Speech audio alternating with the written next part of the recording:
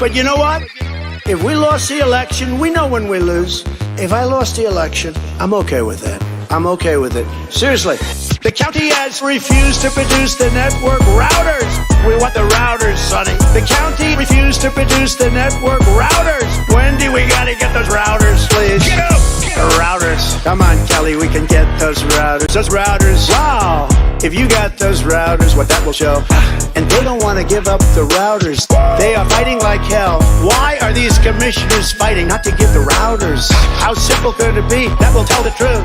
And they don't want to give up the routers. What are they trying to hide? And I say it, and I'll say it, because the easiest way of cheating is to throw them away. That's easier. The county has refused to produce the network routers. We want the routers, Sonny. The county refused to produce the network routers. Wendy, we gotta get those routers, please. Get up! It's so unfair. It's so unfair. It's so ridiculous. I'll be honest, though. Look, we all like to win. If I lost this election, I could handle it pretty easily. What? Running 24, sir. You're gonna win. And I say, wait a minute. I just won 6 months ago. The big lie, they call it. Those claims are unproven. And knowing what happened in the election is a good thing, not a bad thing. It's a good thing, not a bad thing. It's a good thing. The county has refused to produce the network routers. We want the routers, Sonny. The county refused to produce the network routers. Wendy, we gotta get those routers, please. Get up! If you think about cancel, everything about cancel culture, they want cancel culture. But what they don't want to do is anything having to do with the 2020 election. We have no press. We have no voice. They almost got away with it. They may have gotten away with it. And I've got to tell you, I've got to say this. I've never said it before, but I've always thought it. I get along with Putin because that's a good thing, not a bad thing. The county has refused to produce the network routers. We want the routers, Sonny. The county refused to produce the network routers. Wendy, we got to get those routers, please. Get up! Get up!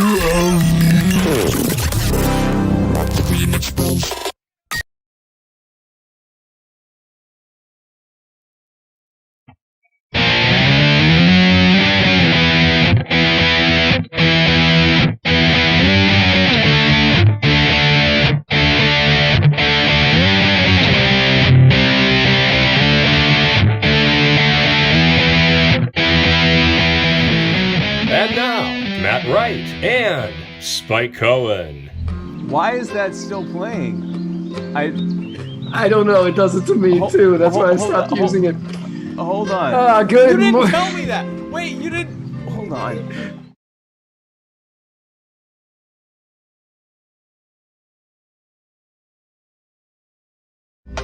Why is this still playing? You're gonna have to delete. You're gonna have to delete it.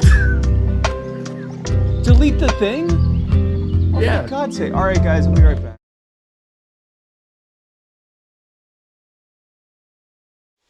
What the Good morning, good afternoon, or good evening, and welcome to the Vanguard. For Spike, Joe, Liebermensch, Cohen, I am Matt Wright, and together we are traversing the muddy waters of freedom. Hey, folks. I mean, yeah, it's okay if it were like really low, but yeah, no, that's distracting to me. I'm not going to be able to do this show. Hey, folks, thanks so much for tuning into this amazing episode of the Muddy Waters of Freedom. This is a Muddy Waters media production. Check us out everywhere. Join us everywhere. Like us everywhere. Subscribe to us everywhere. Comment everywhere. Share everywhere. Tell him, retweet anywhere that's a thing. And if you're doing it on YouTube, then hit the bell. I want your phone to literally explode with notifications every time we go live. Give the gift of Muddy Waters today. Kids love it. Matt? First and foremost, I would like to thank the wonderful and fantastic people. Actually, I bought this today. Like, I had to pay for it and everything. Yeah, so I'm going to thank me. I'm going to thank me for the kava that I am drinking on today's episode. And I'd like to thank American Airlines for giving me this gigantic bottle of water in first class. This is because they made me wait 24 hours to fly home, which wasn't fun, but I did get this gigantic bottle of water. So we do have that. Pulufanaka. That's fair. Pulufanaka.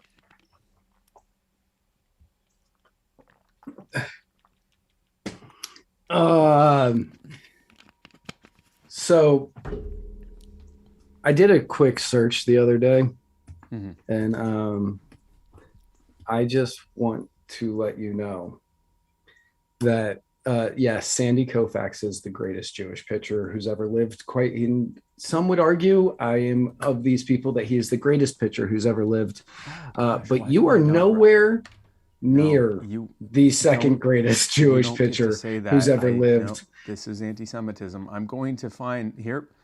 You're gonna make me get the video. Now. Show. I would not show that to people. No, I'm gonna show it intentionally. to people. People. I mean, it was so fast that the pitcher dropped it. The catcher.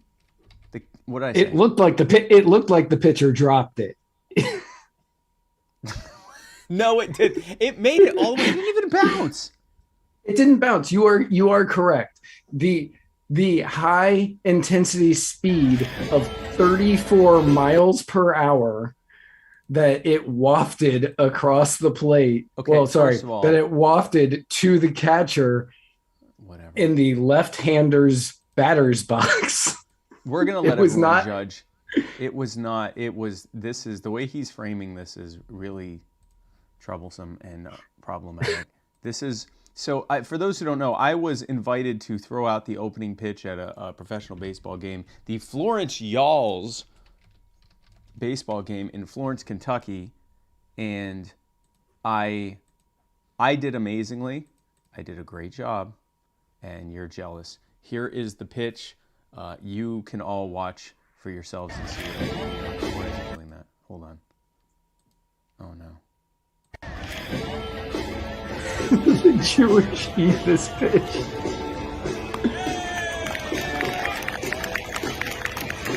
Look, it didn't even. That's right. It didn't bounce. It didn't bounce. It didn't bounce, and I'm going to give you credit because you are so much better, and it didn't go over the catcher. So you did better than 50 Cent. You did better than Obama. Look at this. You did better than Michael Jordan. Look.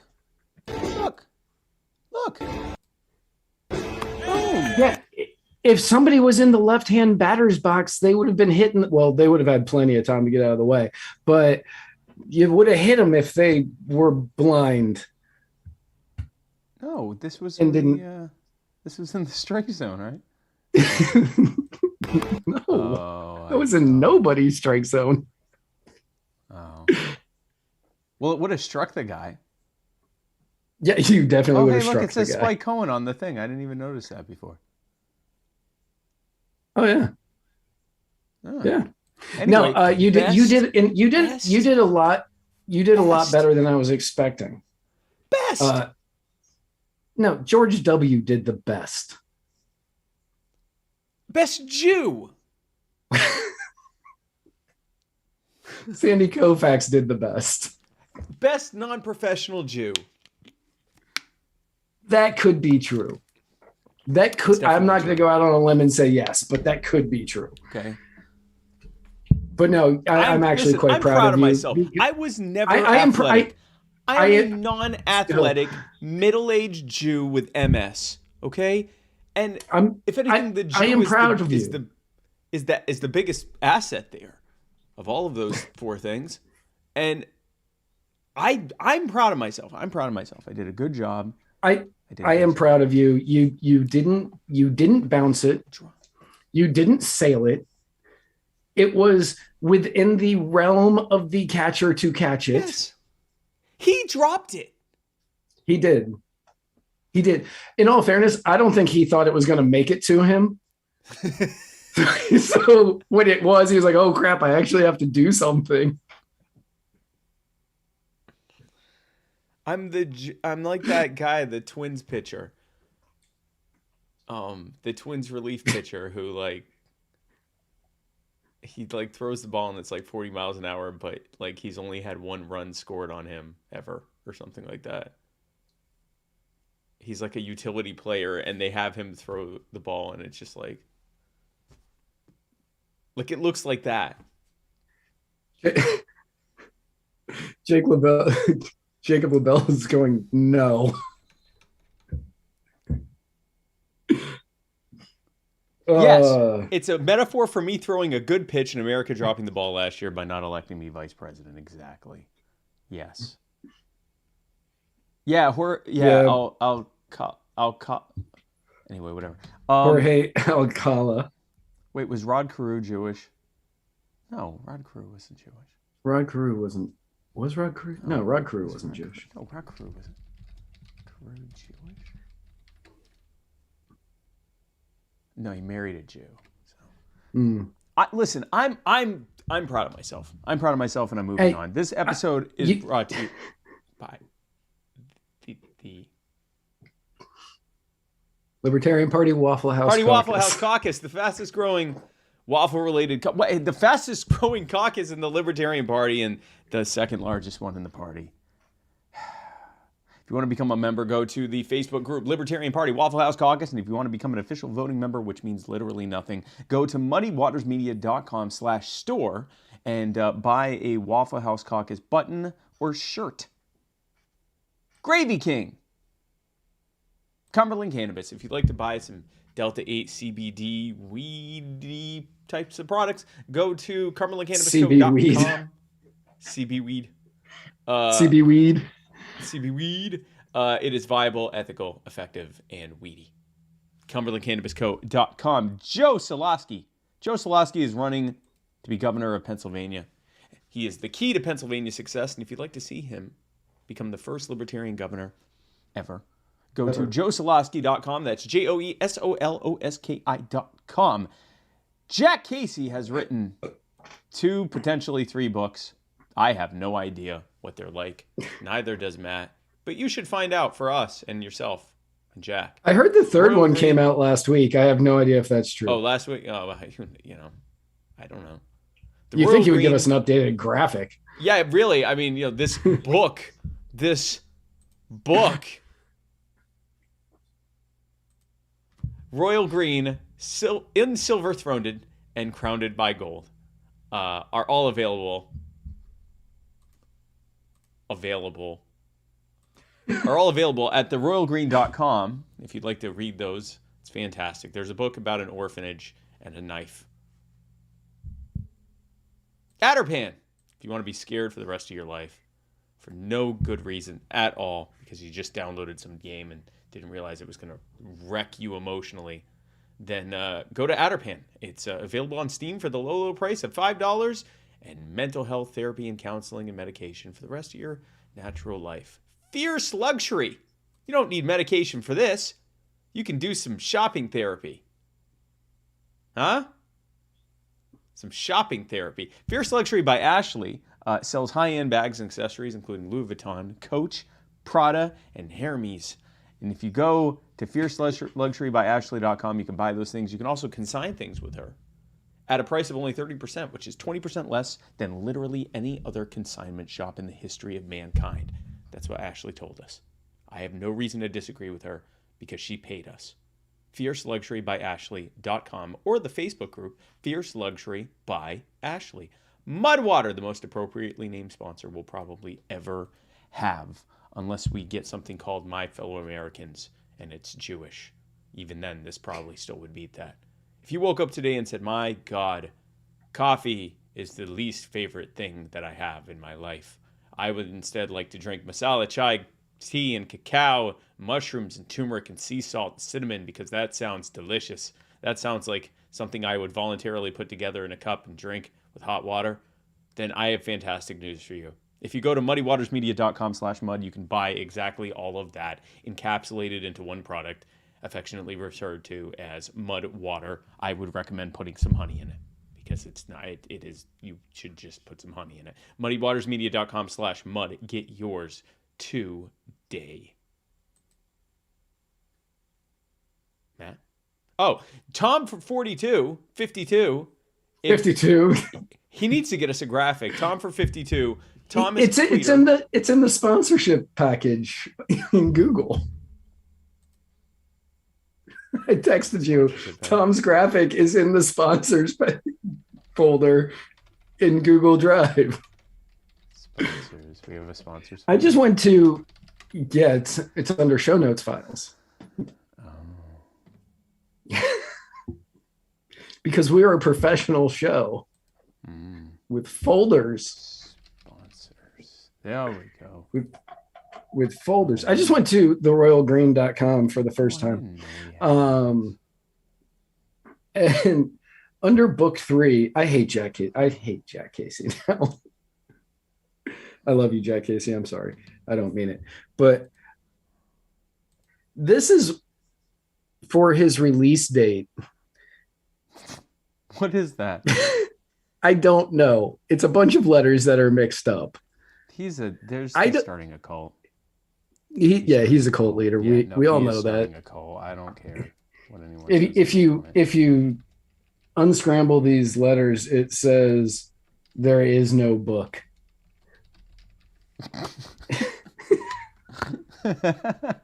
That's my favorite theory about this. Here we go. Thomas Queter for state senate. This is funny.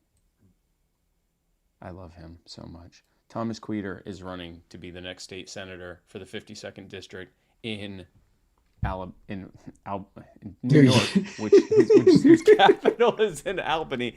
If you want to help Thomas Queter has an incredible sense of humor, as you can see. That's him in the chair. This guy is an absolute beast.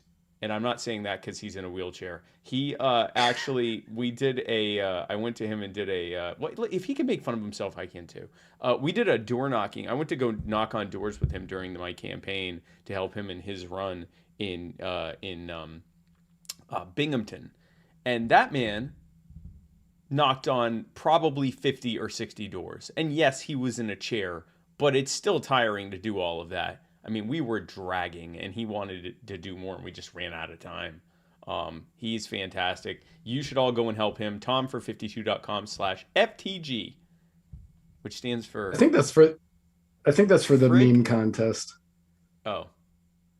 Well, there's a meme contest. TomFor52.com if you want to donate. If you want to be a member, if you want to do the meme contest, it's TomFor52.com/FTG. That's TOMFOR52.com/FTG.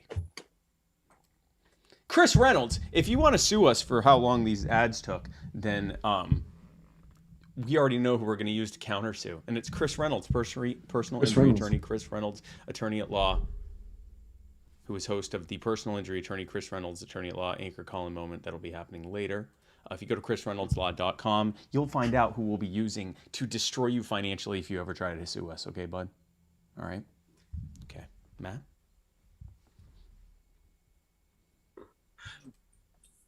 So I watched The Suicide Squad over the weekend, and I'm part of the reason that The Suicide Squad didn't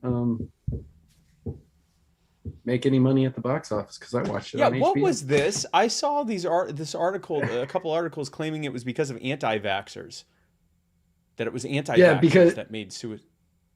Yeah, that made Suicide Squad bomb. Yeah, because a lot of theaters aren't letting people in unless they're vaccinated. So obviously it's the anti-vaxxers' fault. How is that the anti-vax? That's the theater's fault. It's the theater's fault. Also, it's on HBO Max or whatever they call it. And I can sit at home and watch it for free. And granted, you don't get the surround sound and all. Well, some of you might not get the surround sound and stuff. But you do if you have surround sound, and if you don't spend $40 a week going to the theater, you can afford one a lot sooner. Right.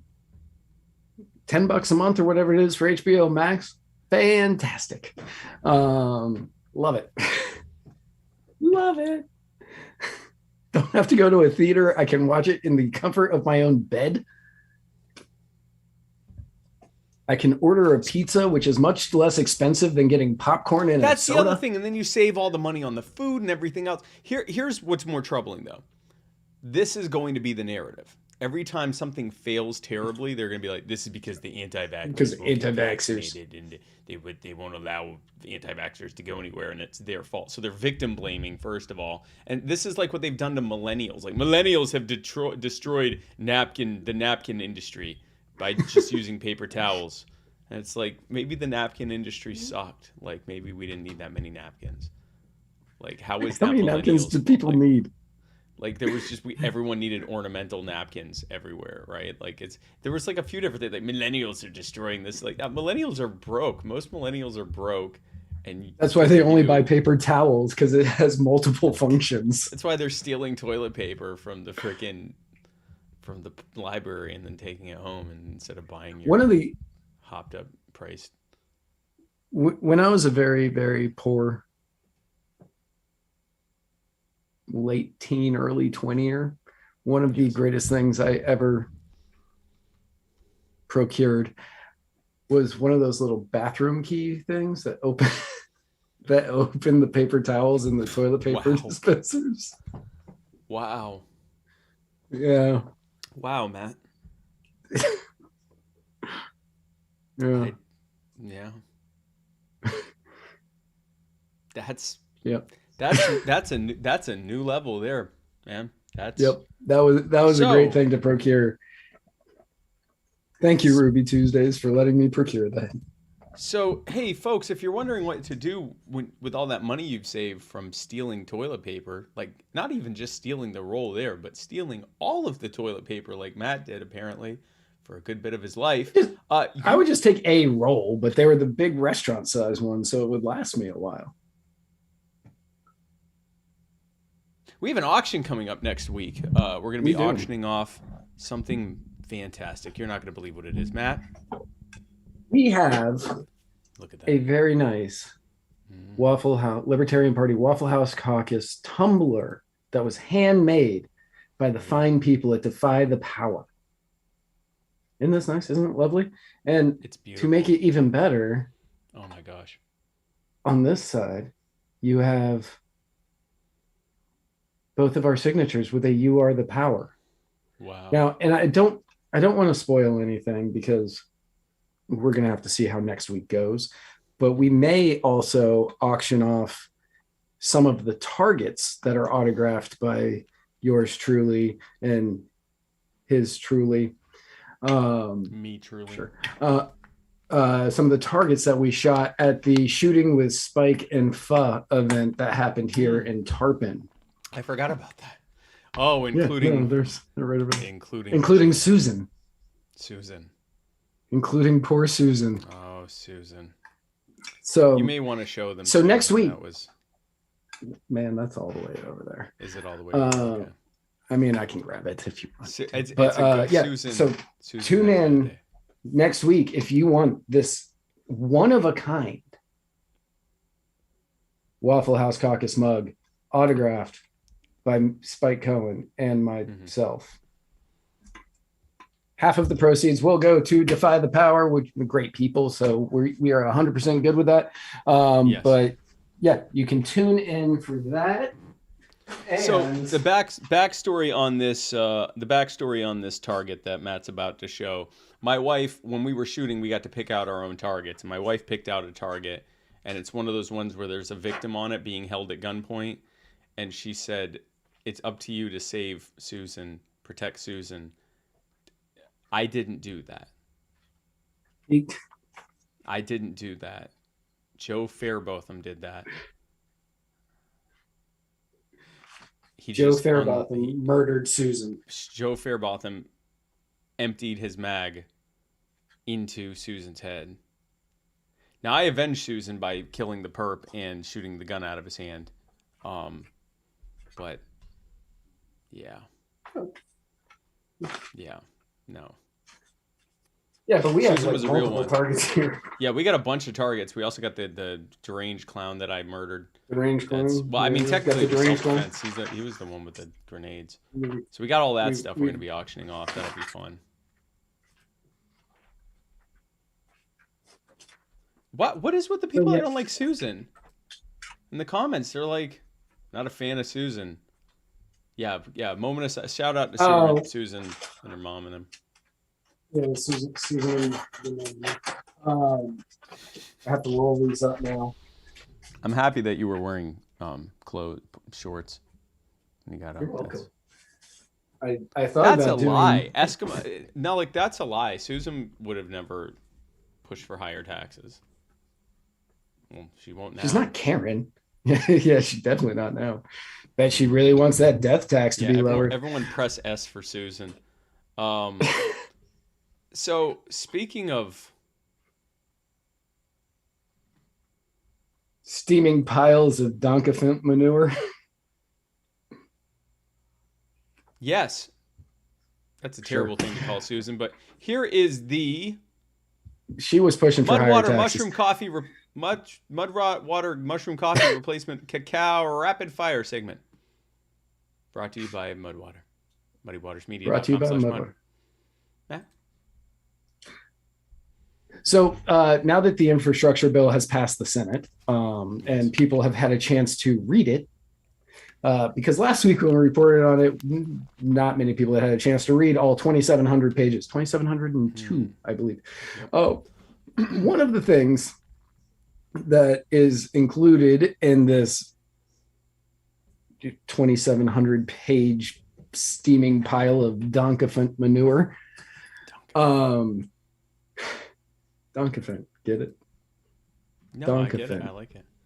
It's the Donkey official party of the Republicrats. That's right. There is a new regulation that's going to be coming into play on all new cars.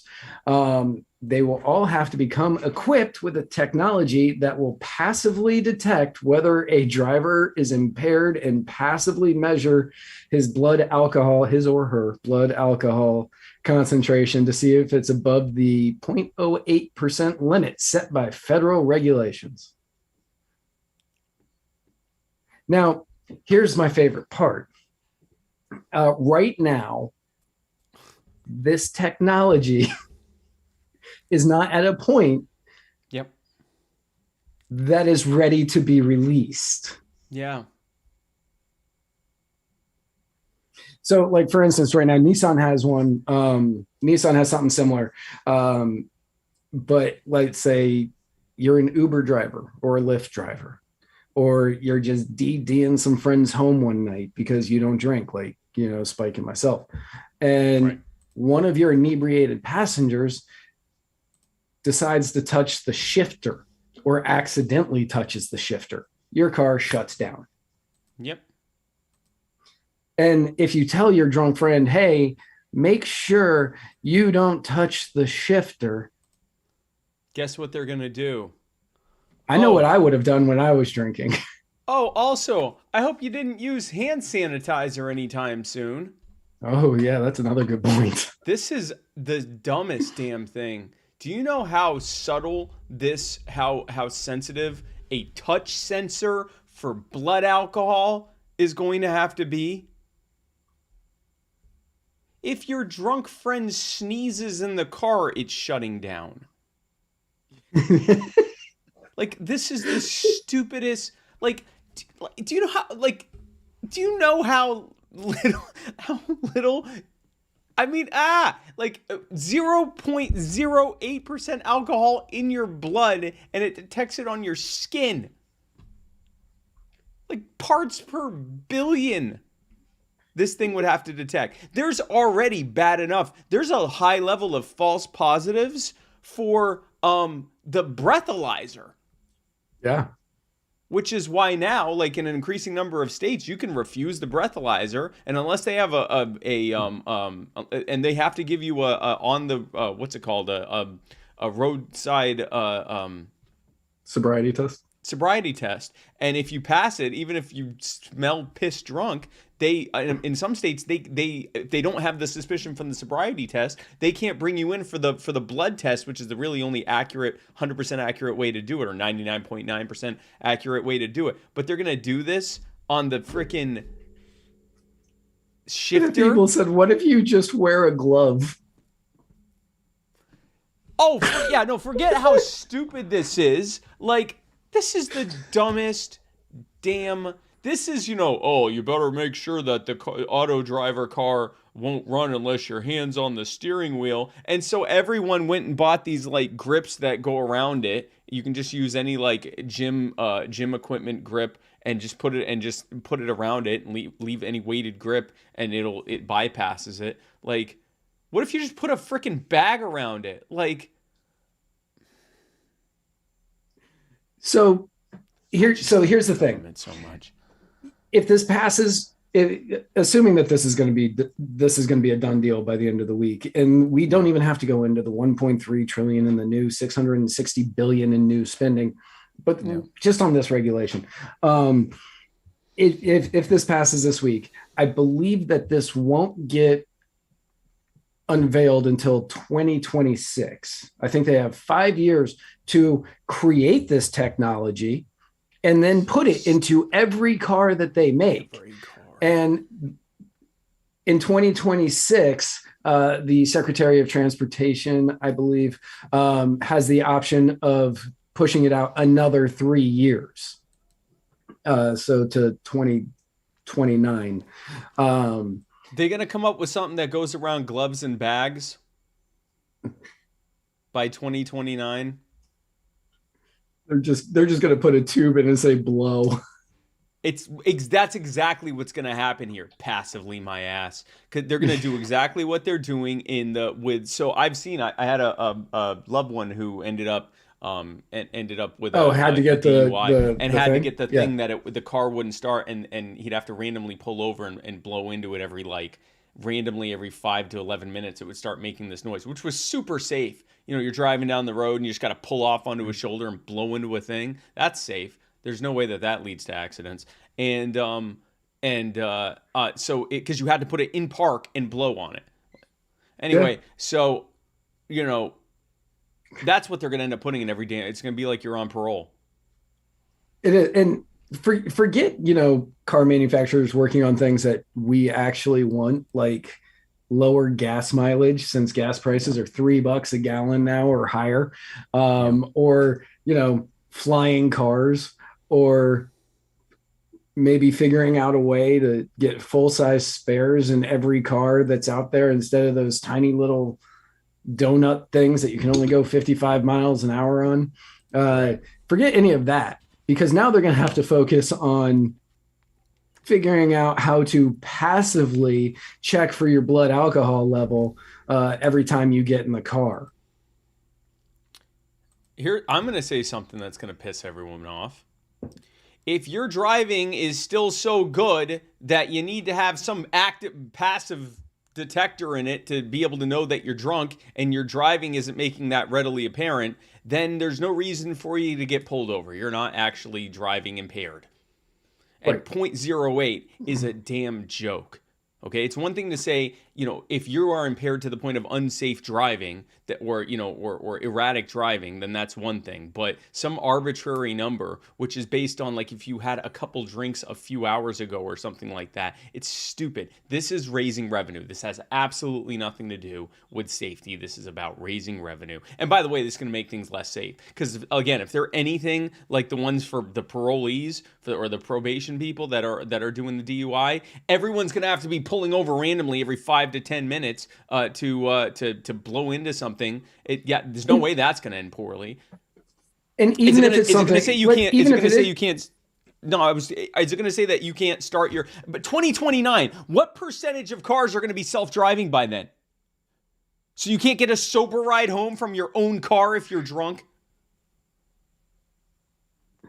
Does it detect kava levels? No, because that's not blood alcohol level.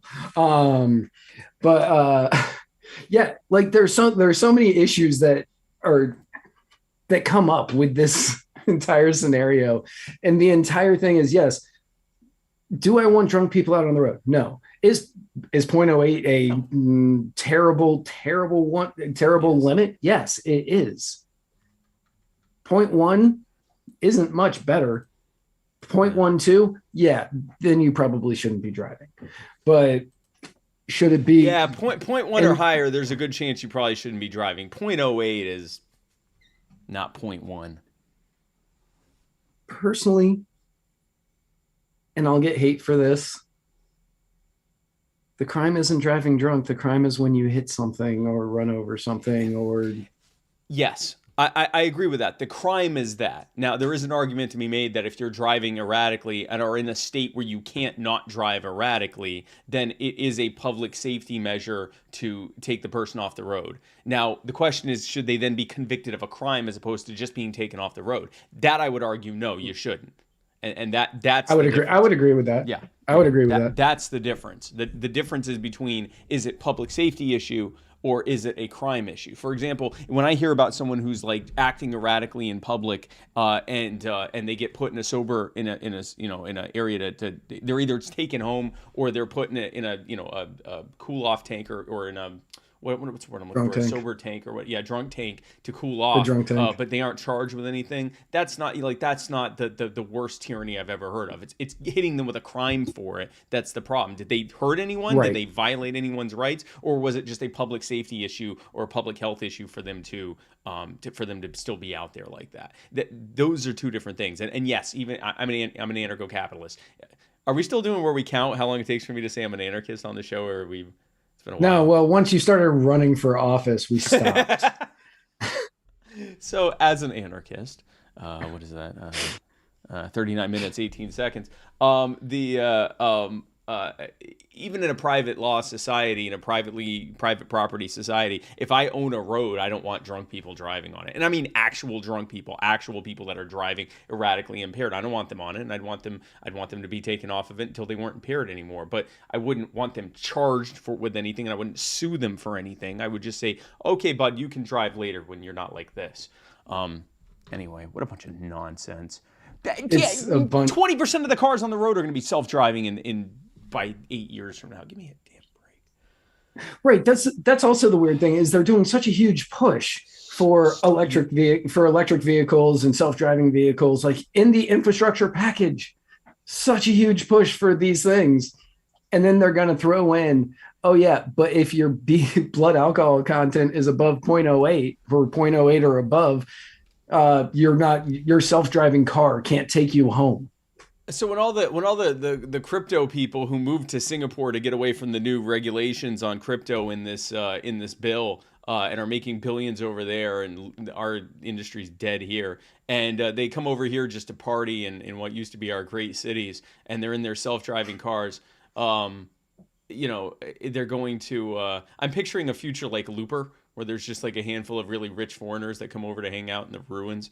When they come over in their self-driving car, the dystopian police will, demand that they not drink while they're being driven around by a self-driving car. Did you just reference Looper with Bruce Willis? Yeah. Remember that? That was a good movie. That was a good movie. I haven't thought about that. Oh, okay. movie. I thought you were going to rant on how that was like a bad movie or something. No, I haven't thought about that. I saw it in the theater, and I don't think I've seen it since. But no, I like that movie. Looper was a great movie, and I like the whole we're like this third world place, and the Chinese come over here just to like tourist. So speaking of Steven Piles, Tim Potts, even with.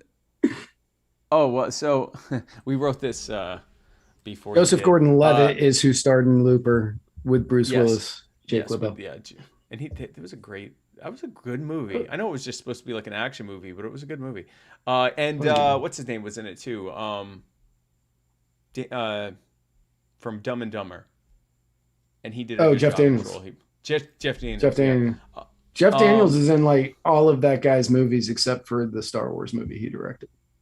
Oh yeah, he was good. He was like a convincing when first started. I'm like, oh, he's gonna be a goof, but he was actually like a good bad guy. So speaking of people that make ideal bad guys, when we wrote this, Andrew Cuomo was still saying, oh, once you hear my side of the story, you'll be shocked, even though everyone, including the president of the United States of America, was telling him to resign. He's now resigned. He's now resigned on the scandal about how he shoved COVID patients into nursing homes and disabled group homes, and then lied to officials about the nearly 20,000 elderly and disabled New Yorkers who died as a result. No, I'm just kidding. It's because some people said that he grabbed them. So this entire thing just shows, and in no way are we making light of the terrible things that Cuomo has done. No, God, no. Not even a little bit. But there's We've a scene talked extensively about what a perv this guy is. We've talked a lot about that. No. We are dead. Ew, disgusting. I'm fine with him having to go because of this. Right. But there's a episode of Community where Britta, who's the blonde girl, if you haven't seen it, Britta says she's getting angry about something, and she goes, murder I'm okay with, or I could be accepting of murder, but sexualist harassment is where I draw the line. And that is literally what the media and everybody is doing. 100% that is what's happening. Now, what people may not know, because you found out that Cuomo resigned today, that this morning, last night and this morning, he was making a last-ditch effort to keep his job. And he was making a deal, or attempting to make a deal, with the Democrats in the New York legislature, or the state assembly, or whatever they call it there,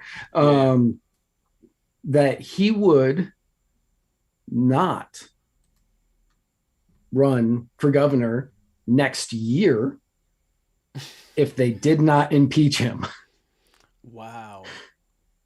He was, please don't impeach me, and I won't run for governor again, because he did not want the embarrassment of going through an impeachment. That was how bad he didn't want to. Also, if he gets impeached, he can't run for office again, and he loses his pension. But if he resigns and they don't investigate and impeach him, he can still run for office in the future. So, I mean, which means this schmuck is still considering running for president in the future. And the sheer chutzpah that it takes to look in that mirror and be like, yes, you should run for president with this happening is just, it is really, really, really, really something. Now, of course, Joe Biden did issue a statement on this in the wake of this resignation. And I had a nurse at nurses at Walter Reed Hospital who would bend down and whisper in my ear and go home and get me pillows. They would make sure they'd actually, probably nothing ever taught in, you can't do it in the COVID time, but they'd actually breathe in my nostrils to make me move, to get me moving. Powerful. Powerful stuff. Powerful stuff. So Joe Biden, before his resignation, called for his resignation, which, if you don't see some amount of irony in that, you're not looking hard enough. So here we have from last week, and a lot of this is dated now because I work on Tuesday mornings and I don't have time to update the notes. So you get the ones that I did yesterday. And the news changes overnight sometimes. I was going to say, this is usually pretty accurate. This one just kind of happened. This one got away from me. And it's like the first half of the show. But Jen Psaki was doing her daily press briefing, and she took this question from a reporter. I don't know who this reporter is, but she looks not happy with this person, and I bet this person never gets called on again. Did you have another question? Yes. In a follow-up to the report on Governor Cuomo's sexual harassment, a lot of men in politics have been accused of sexual harassment.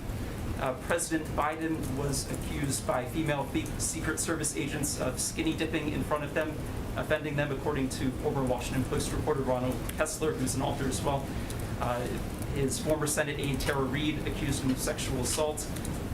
The Washington Post and the New York Times have published multiple accounts of women who objected to the way President Biden touched them.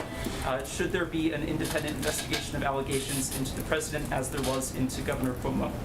Well, first I would say the president has been clear and outspoken about the importance of women being respected and having their voices heard and being allowed to tell their stories and people treating them with.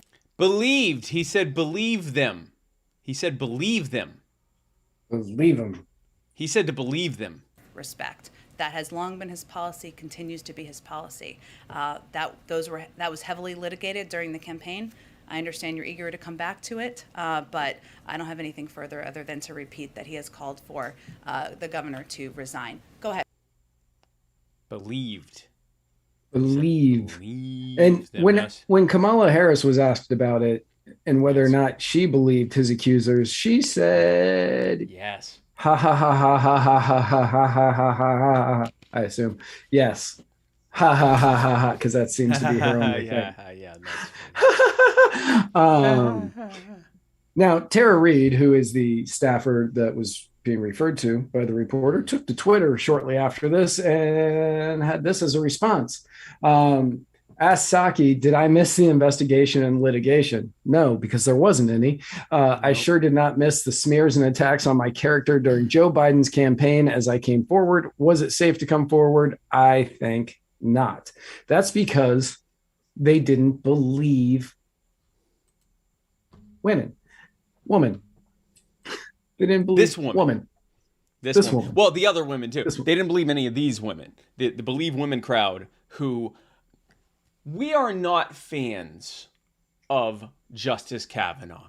Okay? We have extensively talked for years now. We were talking about this back in 2018, 2019 when all that stuff was happening. Was that 2018? Yeah, that was 2017. Was it 17? I think that was 2017. 17 or 8, whenever that happened, whenever he was up for nomination and whenever they were doing all the allegations against him, we talked about all the problems we had with him. We said that, the everyone that was making accusations against him deserved to have their time and their due process to have these claims vetted. And then we heard those allegations.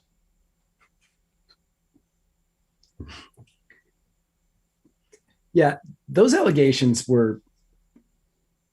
Jack Casey says 2018. Okay, I believe you. Those allegations, I will say that the Christine Blasey Ford was the most believable. Yeah, up until yes, sure. Up until there was no evidence to support it. The house wasn't real and whatever else. And they had that guy that was there saying, I remember this, Justice Kavanaugh just showed his dingle hopper to Christine Blasey Ford on this date and time. Mm-hmm. Yep. And what's crazy is, like you said, that was the most believable one, because the other ones were like National Enquirer. No, it wasn't even National Enquirer level. Like it was stuff that was just being made World up. Daily News. A couple of them, World Daily News. A couple of them were just like, they were pranks. Like it was just bad. And yet the whole time we were being told, believe women, believe all women, believe everyone that accuses anyone of anything as long as they're a woman. Okay, fine. Great. Okay. Bad. Then later that year or the following year, when all of Joe Biden's accusers came out, all of a sudden, we don't believe all women. We need to look very soberly and with a lot of scrutiny at the kind of allegations that are being made, because these are serious allegations and they should not just be taken at face value, because they could destroy someone's political career if they're not true. And gosh darn it, this person, Joe Biden, certainly has a lot of political enemies, and there's all sorts of reason to think that there's a potential that someone could just make something up without any credibility or any evidence of it, and just hope everyone believes it for political reasons. Yeah, and that's what's true with Kavanaugh too. And if you were to say last Tuesday, the day that the investigation dropped on Cuomo, if you were to go over to the bastion of free speech and bipartisan or nonpartisan reporting, known as CNN, if you were to go to that article, I was meaning to make a graphic for it for this week, but then I totally forgot that I took all these screenshots and I just remembered. But 1 out of every 5 comments or so was, yeah, but so what did the last president do? Yeah, like total whataboutism. Yeah, what about Trump? What about Trump? I'm gonna have to find one, because one was so bad that me, a person who we don't like Trump. We don't like Trump, but there was one that was so bad. Well, yeah, there was, until Mr. Grab him by the PU cat Y. Donald Trump, that's actually what it says. Donald Trump is investigated, charged, and sent to prison. I don't want to hear nothing about sexual, harassing, inappropriate comments, or groping females by anybody. He did 10 times worse. That wasn't the one that got me. I got to find it. Okay, great. So then no one should be accused or prosecuted or investigated. What about Kavanaugh? for sexual harassment until Donald Trump is, right? Like if we're it's because clearly you aren't just caping for Joe Biden. Clearly this is the desire to make sure that Donald Trump is prosecuted before anyone else is for the same thing, right? So then we should not be hashtag believing all women during this time. We should just dismiss all accusations of rape and sexual harassment and sexual assault and coercion against women. Trump didn't resign. This is from Adam Hernandez over on Facebook. Trump didn't resign. Neither should Cuomo. Sorry, get over it. Well, he did. So he did resign now. Yeah, this was a week ago. But in this case, there was an investigation done. There was an investigation, and they found that he sexually harassed / assaulted 11 women who worked for him and retaliated against one who spoke out. Get over it, according to Adam Hernandez over on Facebook. Yeah. Don't go to just any Adam Hernandez. Like, I know you guys don't know which one, so don't just Hernandez and cancel them. Just if you see one on CNN being a bit of a douche, you're probably on the right track. He's saying just don't search and destroy every Adam Hernandez. But this is a perfect example of how hashtag believe all women turns into hashtag what about Trump? And I actually have a friend named Adam Hernandez. Oh, really? Please don't go after every Adam Hernandez, and especially not one on my friends list. Matt's friend, yeah. That's funny. So, and Republicans do this too, right? This is the partisanship that makes things so terrible. It's like, oh, they did this horrible thing. Oh yeah, well this guy did this horrible thing too. Okay, well then why would you vote for someone who's like the person you hate? That didn't make any sense. So, speaking of things that are going to not make any sense and make you absolutely beside yourself with the just disgusting, terrible thing. The Senate Democrats unveiled a $3.5 trillion budget resolution. And just for anybody keeping track, right now we are 28 trillion 650 billion in debt. The rest of it changes so rapidly I couldn't tell you where we're at, but it's 28 trillion 650 or 80 billion in debt, and that was before the new spending in the Senate today. But now we have a 3.5 trillion, I almost said billion, budget resolution unveiled by the Democrats. Now, they said that this 3.5 trillion will unlock funding for universal pre-K and tuition-free community college for 2 years. Because they didn't, it was too, they've only been able to ruin K through 12.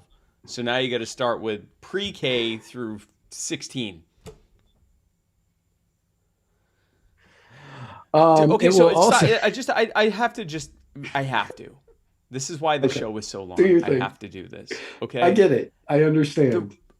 The reason why everyone wants at least an associate's degree now for you to be a freaking stalker at a store or to operate a cash register is because public schooling has become so terrible that in increasing parts of the country, having a high school graduate degree, having a high school diploma, doesn't ensure that you're functionally literate or can do basic math. That's how much government has ruined schooling, that they have to have you pay for college to be able to prove that you can spell and read and add and subtract.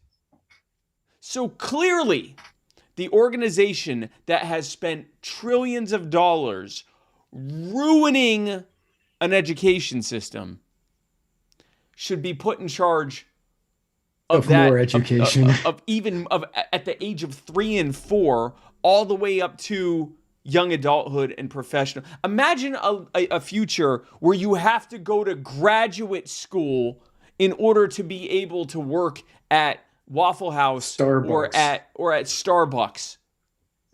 Which, based on the people I know who work at Starbucks, you need a graduate's degree in historical literature to work at Starbucks. Yeah. No, you're gonna have to go to law school at some point. And then, of course, they'll go, well, I guess I gotta have universal law school. And then that'll be not. Like, this is...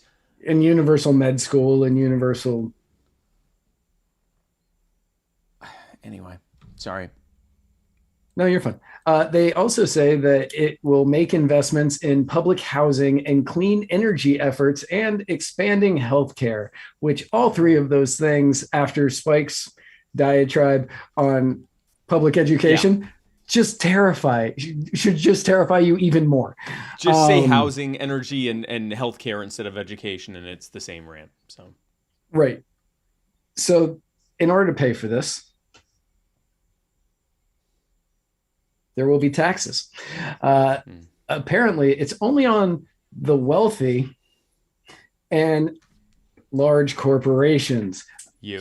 Large corporations. And while the specifics aren't clear, because this is only a proposal and this is what they're saying that they want to have done, Biden is recommending a 33% increase in the tax. Yeah. So 21% to 28%. Taxes on the rich are to Democrats and some Republicans what tariffs are to Republicans and some Democrats. And it's funny to watch like Democrats who will say, you can't put tariffs on things. That just gets added to the price of things. And the poor people have to pay for that. And then Republicans will say, you can't increase taxes on the rich and corporations. They'll just add it to the price of things they sell everyone. And then poor people will have to pay it. And they're right. I don't know why they don't apply that to all taxes, because that's true. Yeah. They're also planning on extending the tax credits for families and low income individuals, including the child tax credit. Now, a tax credit is not a tax cut. For anybody who does not know this, I'm certain everybody watching our show are highly intelligent viewership. And I say that with sincerity, not sarcastically, but this segment has me in sarcastic mode. So if it came out sounding that way, I know that everybody here understands. No, we have a very educated, we have a very educated audience.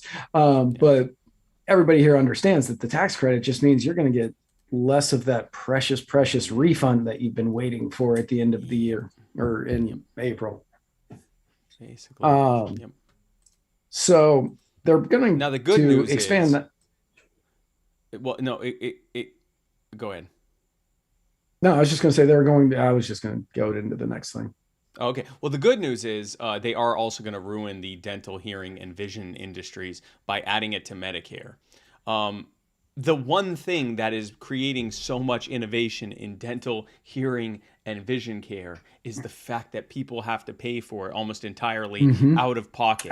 Which means that these industries have to come up with ways to make these things affordable because there's a price equilibrium. In other words, if they charge too much for the thing, they won't be able to have too many patients that can afford it because you're actually having to pay for it. So they have to figure out ways to make it more affordable, which means they also have to find ways to innovate because there's also a bunch more people that are providing in that sector because they're not having to go through all the hurdles of becoming Medicare providers, right? So this means you have more people on the job trying to innovate, and you have a direct incentive to drive down the cost of those things. Once Medicare gets involved, all of that goes out the window. Only a small number of providers are going to be able to afford the price of going through all the hoops to be able to become Medicare providers. And then once they do, they're going to make so much money billing the government that they'll shove out every other competition that's in the way, and eventually they'll make it so that those same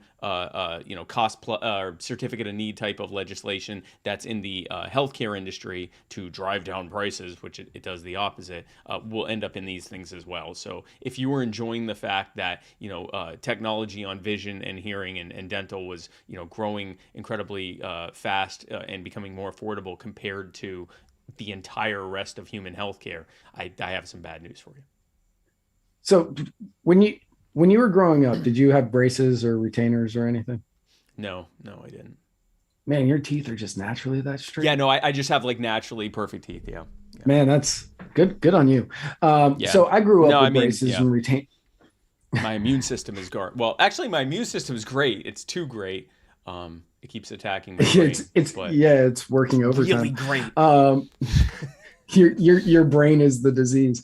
Your immune system's trying to destroy it. So I grew up with braces, and people who watch the show know that I wear glasses. Sometimes you wear glasses. There was a time period when I was growing up where the only place that you could do that is go to the orthodontist, or to get braces, to go to the orthodontist, and they're going to put that thing in your mouth, and then you're going to have the braces on, and they're going to be big and metal and with wires and rubber bands and all of this stuff. And it cost a ton of money, according to my parents who paid for it. Thank you, Mom and Dad, for this winning smile. But now you can order this stuff online. You give them the imprint of your teeth, and then they ship you clear braces that you can wear, and you can just have them. And it's like, okay, wear this for a week, wear this for a week, wear this for a week. With glasses, it used to be you had to go to the optometrist, and then you had to get your glasses. And then you start getting the 1 hour glasses places that would cut down costs for people. But that's because people were having to pay for this out of pocket. So there was competition involved. Then you got LASIK, and LASIK continued to have, they've got price decreases going on all the time because as new technology comes out and as competition increases, more people are spreading this out, and they need to make sure that they stay competitive in the market. This will end it. Destroy all that. And because LASIK was becoming more prolific, for the people that, they wanted to say, I can't do LASIK because I have MS, and they're not going to do surgery for vision for someone with a neurodegenerative disorder. But I'm still well served because there are some people that, they might do LASIK, but the glasses and contact industries have been like, all right, well, hey, stick around with us. We'll make it super cheap. And so I got 2 pairs of glasses with the anti-glare on them. And then another pair has the thing where the other pair that I have has the thing where they like turn into sunglasses outside and have the eagle vision or whatever it is. Yeah, and I got a year supply of contacts and my ongoing and my checkup, my vision checkup, as well as like a 3-year auto checkup thing where I can go in as many times as I want for any kind of ongoing checkups with my optometrist. I got the entire thing for like $300. Yeah, that would have been thousands just 20 or 30 years ago. I remember. I remember my first pair of contacts, which was I got a pair of contacts that were supposed to last me until there was no date. It was just a pair of contacts, and please, dear God, don't rip it, because if you do, that's like another $600 down the drain. Like, it was expensive. Yeah. Now I'm buying dailies, so at the end of the day, I just toss these guys. They're gone. Personally, I like dropping them in the toilet when I'm going to the bathroom and it looks like something's looking up at me. But I do. But I got dailies, and it costs me like $300 for an entire year of daily contacts. That was something I didn't want to know about you. I don't care. It also includes measures to have the federal government step in and provide health coverage in the 12 states that declined to expand Medicaid under the Affordable Care Act, which, oh good. It has $626 billion. I remember when budgets were $726 billion, and now it's like that's for one thing. For one thing. For the Senate Health, Education, Labor, and Pensions Committee. Certainly that's... Or also known as the HELP Committee. Yeah. The Health, Education, Labor, and Pensions Committee. No. I hate the government so much. I do too. So it increases the maximum Pell Grant. Oh, Pell Grant. Pell Grant. Go ahead. I don't know how that happened. Award. I'm like, what the hell's a Pest Grant? Pell Grant Award, and put investments towards historically black colleges and universities, which we've talked about this before. But the problem with historical black colleges and universities is largely has nothing to do with a lack of funding. Typically, it has to do with the fact that increasingly they are where the refuse gets thrown when it comes to the state universities, the state university systems that run the universities in their state. They'll look at the HBCU and say, all right, just put all the diversity hires there. And so anyone who is an underperformer in faculty who happens to be a person of color gets thrown into the college. So it becomes the worst of the worst. And no one's allowed to really say that because it's like, oh, you're being racist. No, there are some very high performing black faculty members, and they go nowhere near HBCUs. They go to the other colleges. And then there's this ongoing thing where an increasing number of black students, because they don't want to go to a poor performing college, they go to other non-HBCU colleges, and so it's just sort of leading these colleges to fall apart. And it's entirely because the government is using them as affirmative action dumping grounds for their poorly performing faculty that they can't fire.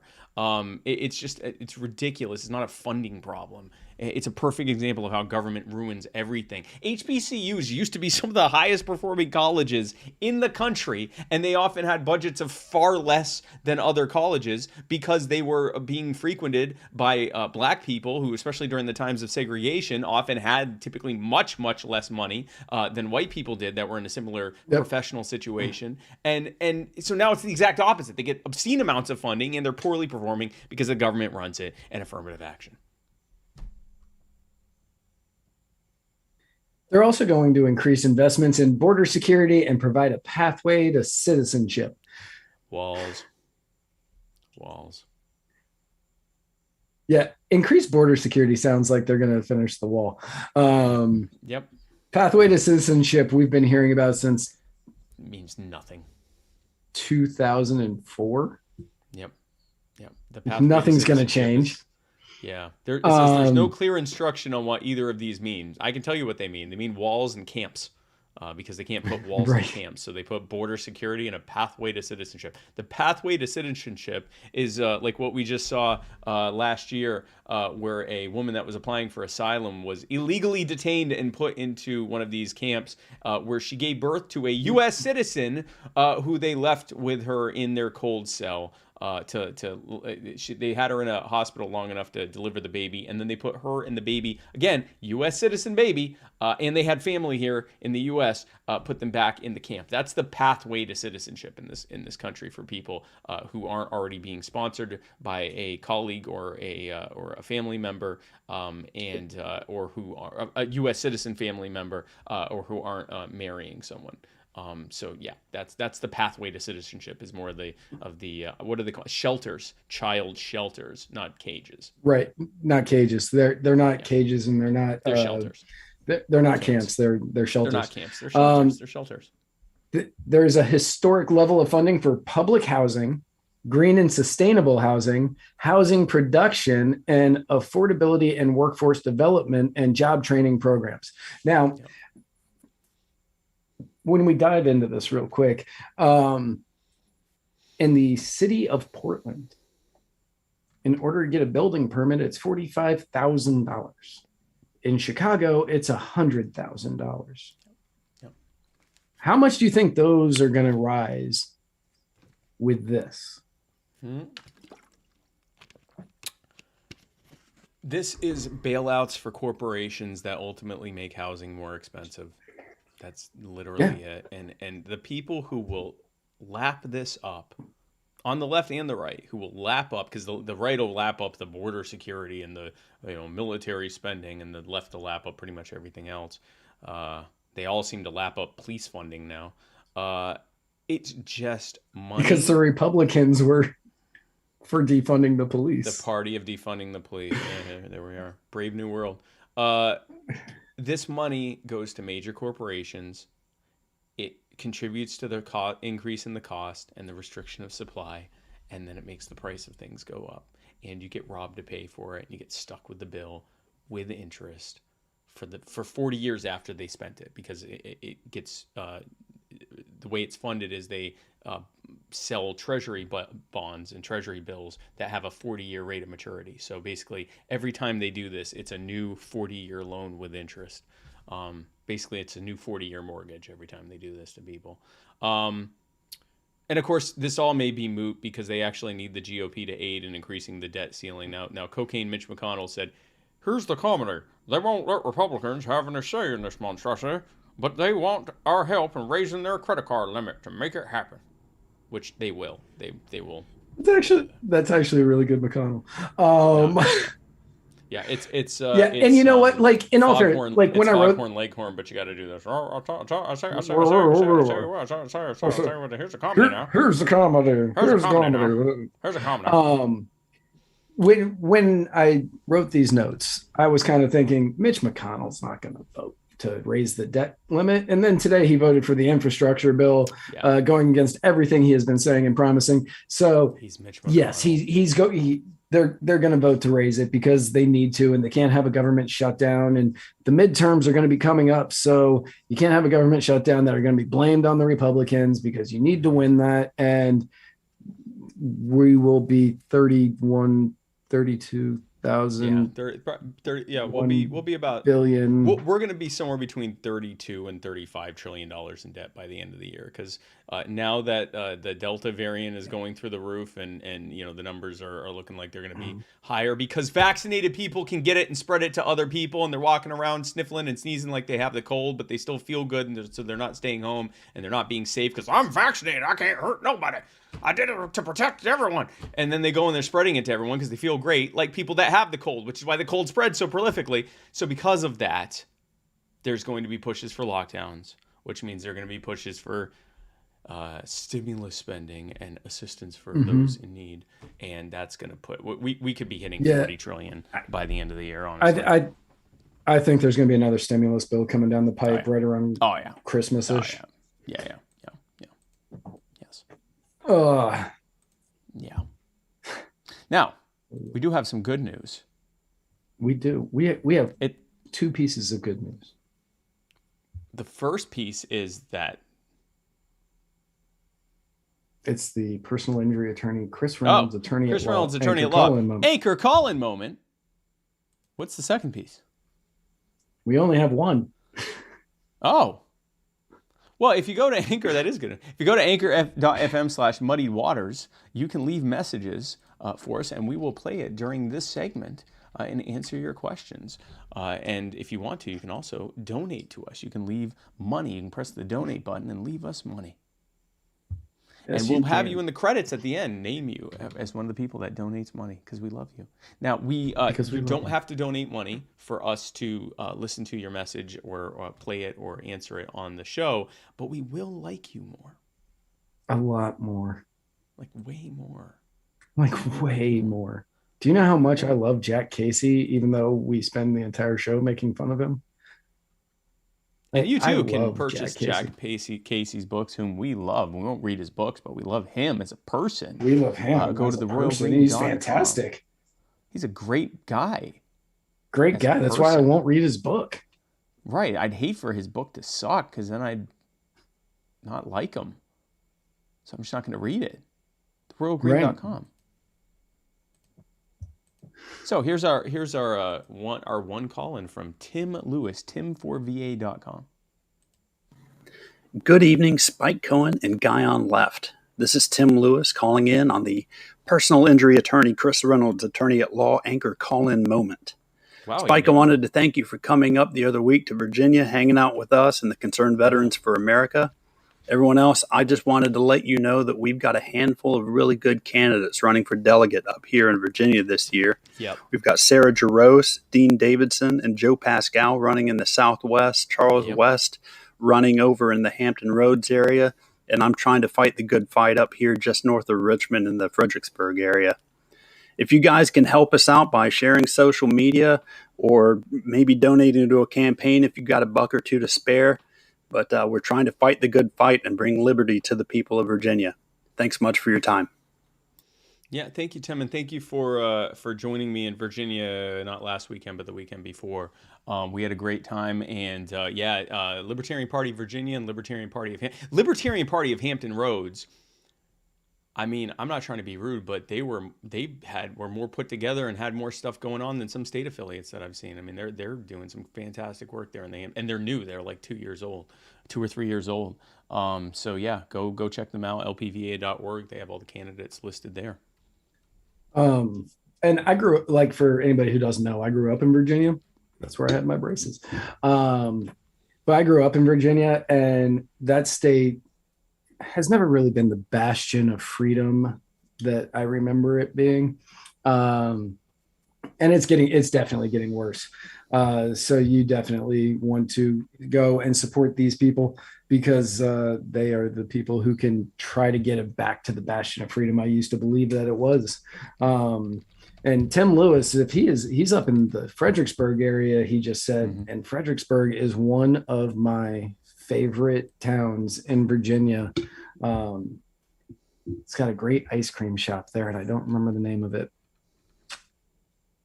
But just an excellent spot. And so everybody go find Tim Lewis on the Facebook and give him support however you can, and support all the other Virginia libertarians who are running for office, because Virginia needs it desperately. It needs it desperately. Yes, it needs freedom so bad. They're turning into Maryland so fast. And speaking of Maryland, I'm going to be in Baltimore on September 11th for a crab and chicken fest. Oh, Tim's.com. Oh, cool. Yeah, Tim for VA. Come join me in Maryland on September 11th. I will be there eating crabs. Come eat crabs to Spike. No, they're not kosher, but they're crabs. So come eat them with me on 9/11. And join me in Baltimore. John Bartasek. John Bartasek, yes. Carl's Ice Cream. That place is so good. And then after you have eaten crabs with me all morning long until we all just want to go to bed, don't go to bed. Come and join me and take the drive with me to D.C., Washington, D.C., where I will be at the End the Damn Wars rally in Washington, D.C. on 9/11. Anyone who knows me back when I was a neocon is just laughing their asses off right now that I'm going to be in Washington, D.C. on 9/11 protesting wars with Scott Horton. I mean, this is just, it's just... So we also got we got a donation from Mr. Just Because, who said, keep up the good work. Thank you so much, man. I appreciate it. Oh, I assume you're, man, says Mr. Thank you so much. And he is. Yeah. Okay, good. He is. Well, that's good. That was a short segment. So speaking of short segments, speaking of short things that Gonna let you struggle through this one. Speaking of things that really need liberty. Sure, Apple. So Apple, they have broken the hearts. I knew it was coming. Everybody knew it was coming. They've broken the hearts of everyone who has continued to buy their products because they idiotically believed that Apple would continue to refuse to give backdoor to authorities. Yeah. Apple. That was a Steve Jobs thing. That was a Steve Jobs thing.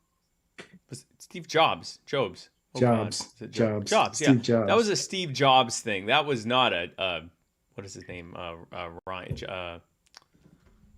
The guy now? Yeah, Tim Cook. That's not a Tim Cook thing. That was a Steve Jobs thing. Um, No. You can say that. no, I'm not saying that. I thought that joke up yesterday or on Sunday when I was doing these notes, and I went, no. Nope, definitely not. But That joke. It was announced last week that it will be implementing tools that will scan everybody's iPhone and iPad, iClouds, iPad, iPhone and iPad, and iClouds, and all iMessages for kitty porn. Yeah. For kitty porn, to protect the children. Yeah. Because of a machine is going to know the difference between, child porn and pictures of your kid in the bathtub with you, holding them. Or even not holding them if the formula is like, larger hands with baby or something like that, there is no way that this could end up hurting innocent people. No way. No. So what they're going to be doing is they're going to be scanning they're going to be scanning photos on people's devices when they attempt to upload them to iCloud, to see if they match known images of child pornography, which means that there is a database of known child pornography out there. And if you share these images, it will come up in the scan, and then that will get passed on to a person. Mm-hmm. I do not want to see the person who signs up for that job. Especially since it's illegal to have it for any reason ever. For any reason ever. So what they're doing if the scan comes is arguably illegal because they're not a government agency. And even possession by a government agency is strictly limited. So this feels very possibly illegal. This feels illegal. This feels like it's not legal. Yep. So Apple's going to be so if the scan comes up positive, the image will be reviewed by a person. Oh, that's illegal. Again, don't want to see the person volunteering for that job. And if it contains child porn, the account will be disabled, and the report will be sent to the National Center for Missing and Exploited Children. There is an appeal process if Apple is mistaken. I don't know what that appeal process is, and I know that I don't ever want to go through that appeal process because I'm certain that's just going to be a huge pain in the ass. So I heard this on a different podcast today. I'm going to pitch this to you before we continue here. What's that called where video game people will call the swatting? Oh, swatting. Yeah. Is this going to become the new swatting where from a phone that's not connected to you, you text a bunch of these images to get somebody kicked off and arrested?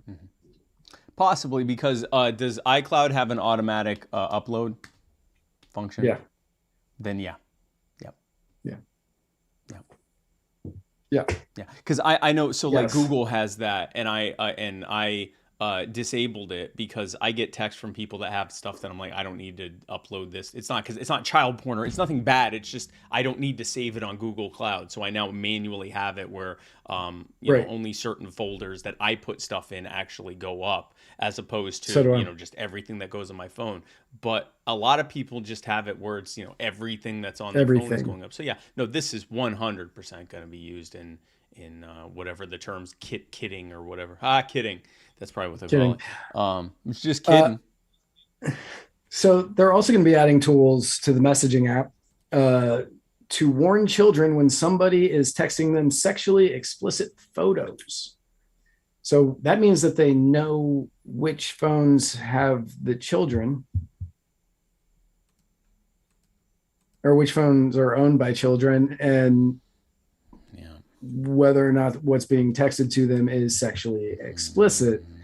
And then they are going to cover those photos in some way and say, you're getting sexually explicit photos texted to you right now. Yeah. Do you want to open them? To which the correct answer is going to be no. Yeah. Does kind of end sexting for teens. Oh, of course. It ends sexting for teens. And this, there's less than a 1 in 1 trillion chance per year of incorrectly. They have no idea. They have no way. They pulled that out of their ass. They pulled that completely out of their ass. That number has nothing to do with anything that they actually know. They pulled it directly right out of their own ani. Okay? Because that's... Pulled it right on out of the back door they just gave the right government. on the old back door. Right there. Boom, like that. 1 in 1 trillion. There you go. Here, go take a sniff at that. It's garbage. There's no. It's not on. It's not on market. How would they know? They have no damn clue, unless no clue. They've already been doing this. Yeah. So, there's this. So, this could be a sexually explicit photo. Do you want to see it? You want to roll that Russian roulette wheel in case it's not? No. Nope. So, because now we know they're going to send it straight to the government. Yep. So, hey, here's this photo. We're not going to show you what it is. It might be child porn that could ruin your life. You want to see it? No. I can tell you there's about a 1 in 1 trillion chance anyone's going to press yes intentionally.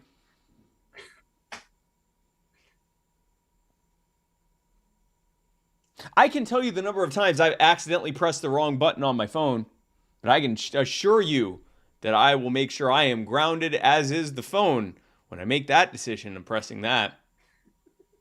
This just comes up. This may be child porn. Nope. And it's Apple tries to screw you up by switching where it comes the buttons up on around. Yeah, switching the buttons. Or making the yes button really big and the other one like just text under it. No thanks. Making it like that little X on the ads.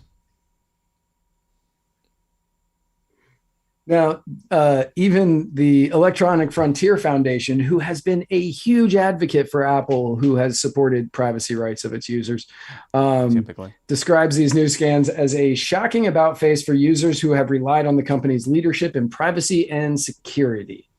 They went on to say, take the example of India. Just read the highlighted parts, people. Take the example of India, where recently passed rules include dangerous requirements for platforms to identify the origins of messages and pre-screened content. New laws in Ethiopia requiring content takedowns of misinformation in 24 hours may apply to messaging services. The abuse cases are easy to imagine. Governments that outlaw homosexuality might require the classifier to be trained to restrict apparent LGBTQ plus content, or an authoritarian regime might demand the classifier be able to spot popular satirical images or protest flyers. And if you think that won't happen, they're already doing that on social media at the behest of China and other authoritarian and sometimes religious authoritarian regimes. You know, the ones that rainbow up their profile pictures all from June 1st, 1201 to June 30th at 11:59:59. Give me a break. And by the way, like it says in this thing, this is not a slippery slope. It's a fully built system just waiting for the pressure to make the slightest change. They're building a system that censors your content and sends it directly to the government. All it needs is for the government to go, let me get a vaccine misinformation. Let me get people, making jokes about, being against the lockdowns. Let me get hate speech. Yeah. And many of you may remember back in 2015 with the San Bernardino shooting that happened.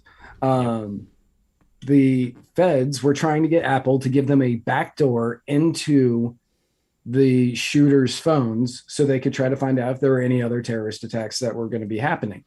And Apple said no, quite famously said no. And somebody said that they got it open, but without a backdoor. I question whether or not that's a thing.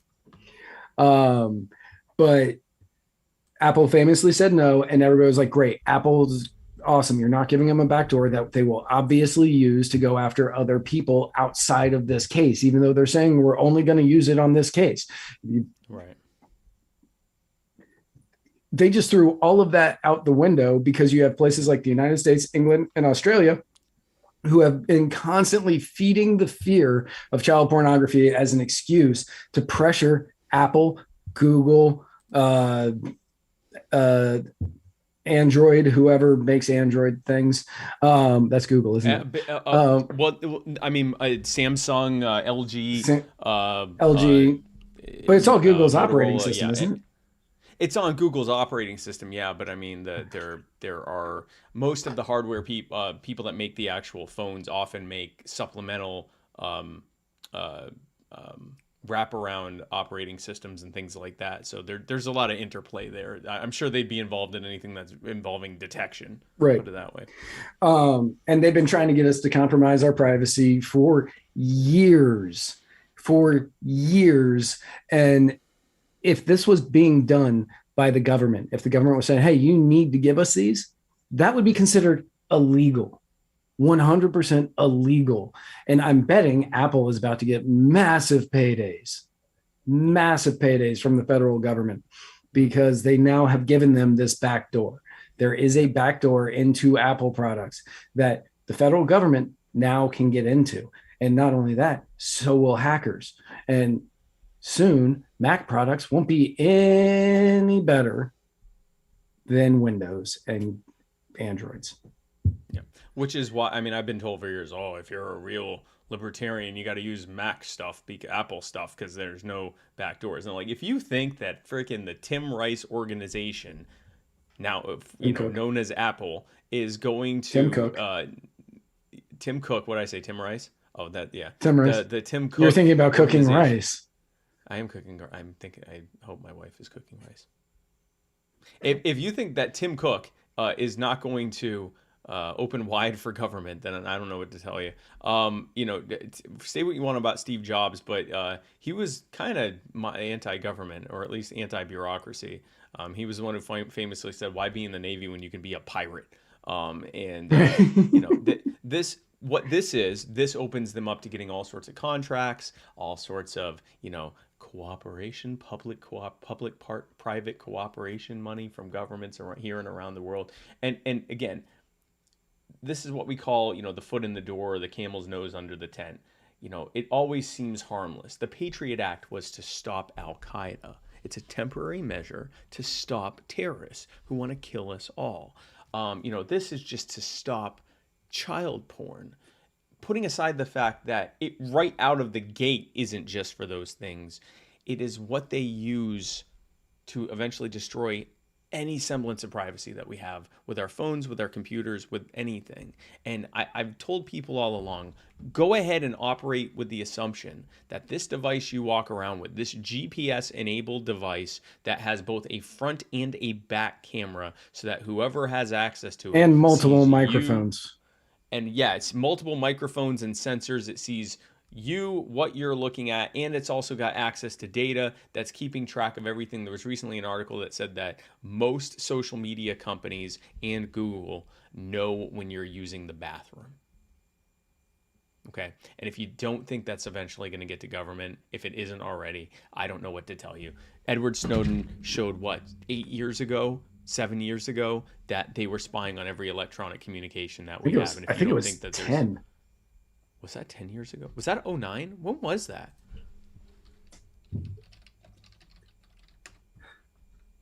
That was a while ago.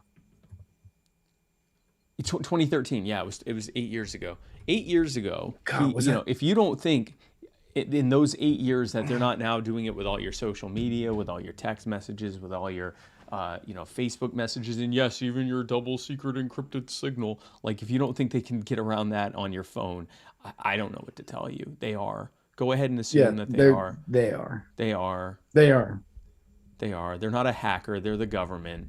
They'll literally just get the source code or whatever to be able to access it directly because your OS is already doing that. The people that made the software are already doing that. And for anybody who there is not a single person watching or listening to this show who has read all of the terms of service of all of the things. And there are things in there where it says we will share this if needed. We will share your information for ads. We will share your information. If called upon, we will share your information. It's your information. We don't care. We already have it. We will share it with anybody that really wants it. Exactly. And that's why when you are talking about, for an example, Rosh Hashanah, you're talking about Rosh Hashanah, and then you get a notification for a Rosh Hashanah box on Facebook. Did that happen? Yes. That's funny. I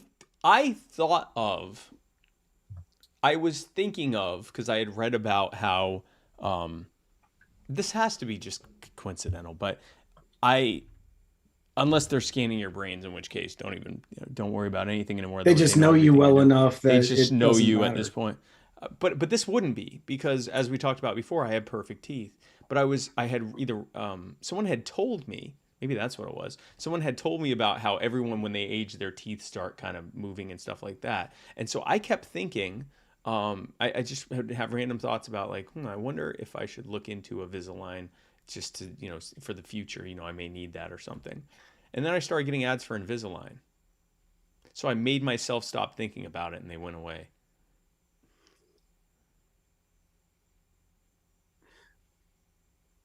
It's kind of scary. I mean, so these phones, they know everything that you've looked up. They know every ad that has come across your feed. They know literally everything. Like you said, they know when you're going to the bathroom because they can track when you haven't moved for 3 minutes or whatever. In the same spot, because they know where you are within like a 1 to 3 meter range or something like that. So if you're always in the same spot around the same time of day after being into what they determine is your kitchen, they know when you're in the bathroom. Yeah, they know when you're in the bathroom. Like they literally know everything. They know when you are running out of things at your house because of things that you say or at the frequency at which you buy it, because we all have our banking apps on our phone. So they know how often you're getting things, and they know when you're going to run out, which is why you'll see ads for things. If they overheard, let's do what Sean Merrill says, and take a moment to each of us wish our personal NSA or FBI minder well, and hope that they're having a great day and that they repent and part from their evil ways.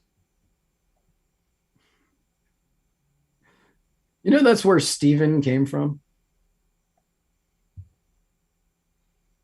Steven who? Our assistant. Oh, yeah? Our intern, Steven. Oh, is he from the NSA? Yeah, he started out as our official CIA NSA agent, and he eventually came over and became our assistant. I'm not really sure when that happened, but now he just does all of our audio work for us because he's really good at audio. Yeah, he did better as an NSA agent, honestly. He did. He really did.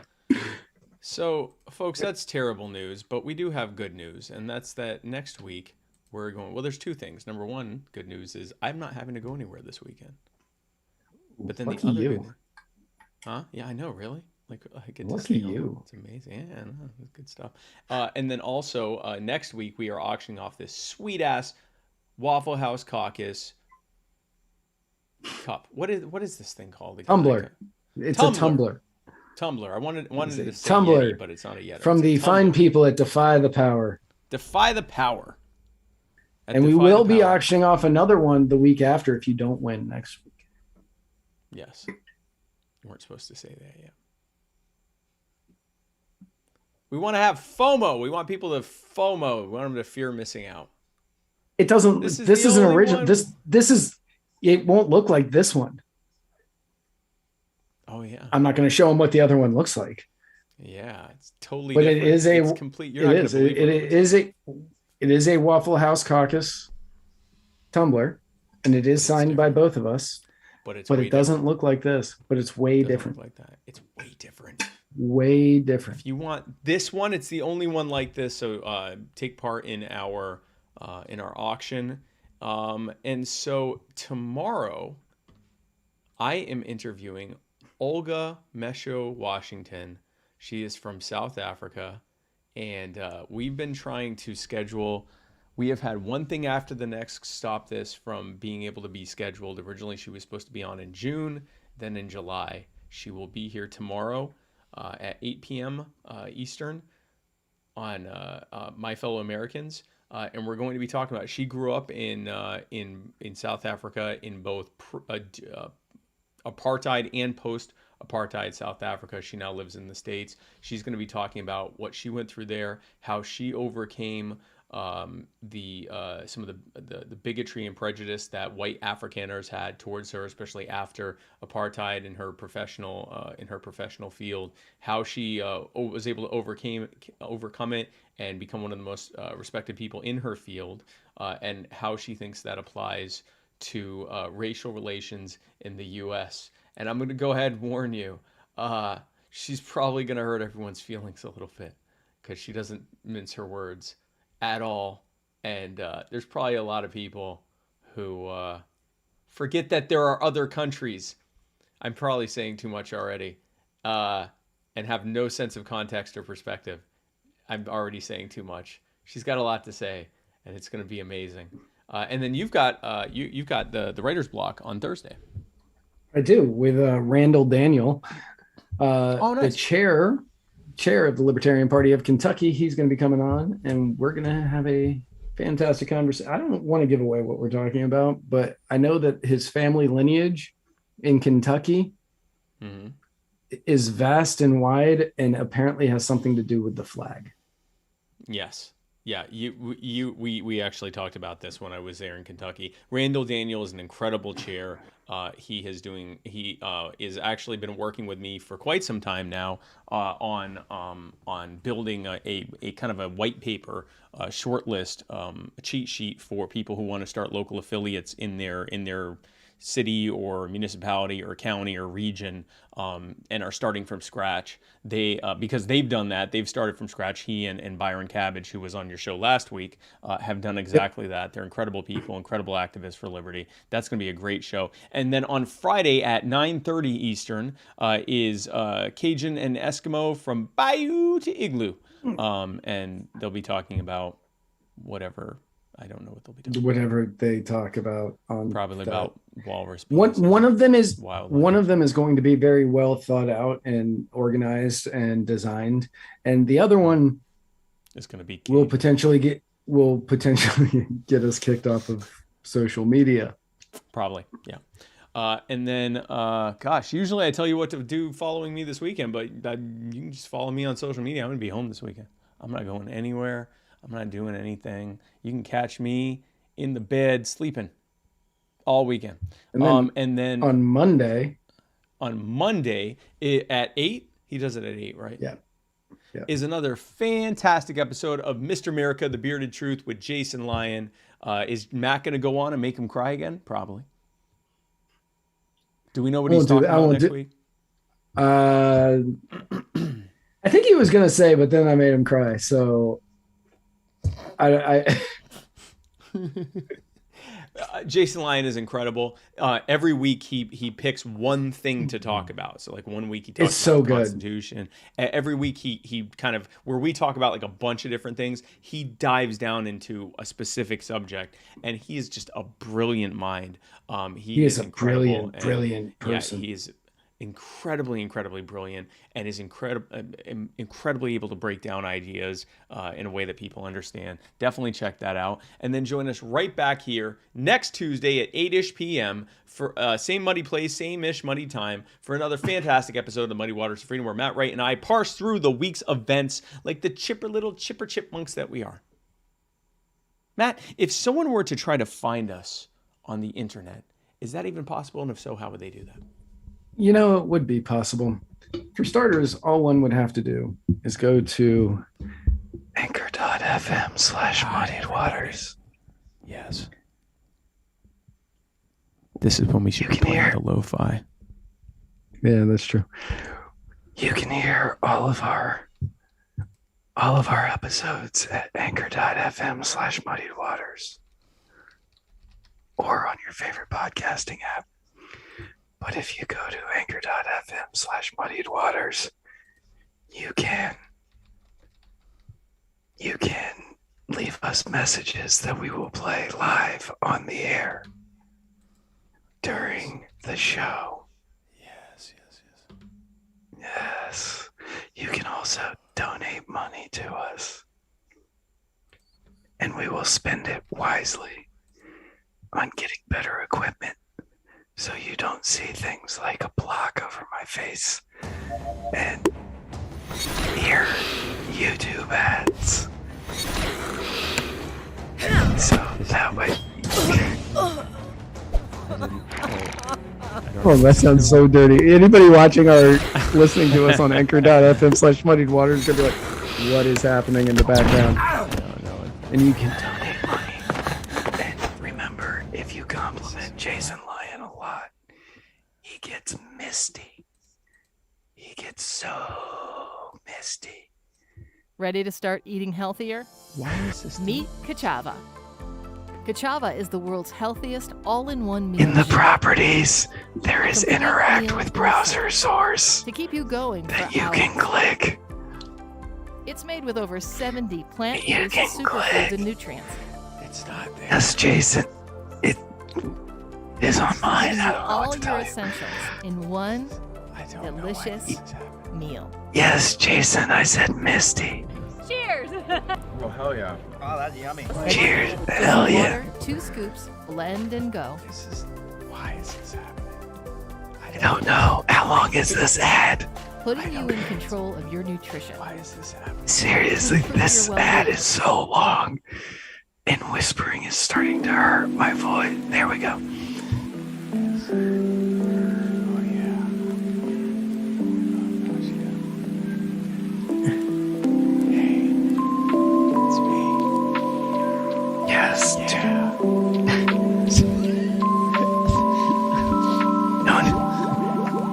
Donate money so we can get YouTube Premium on all of our computers. Yes. So you have to listen to that.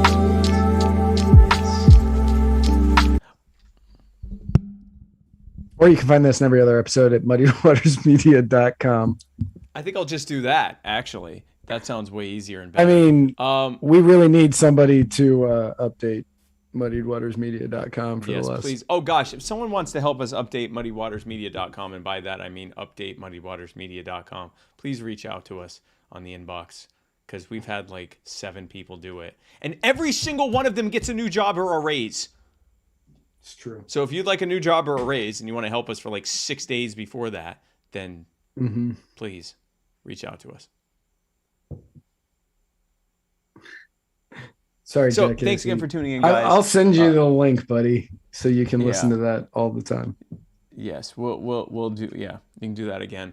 We will hopefully have someone to update the website soon. But folks, thanks again for tuning into this episode. Join me tomorrow for My Fellow Americans. Join Matt on Thursday for the Writer's Block. Join Cajun and Eskimo for Cajun and Eskimo on Friday.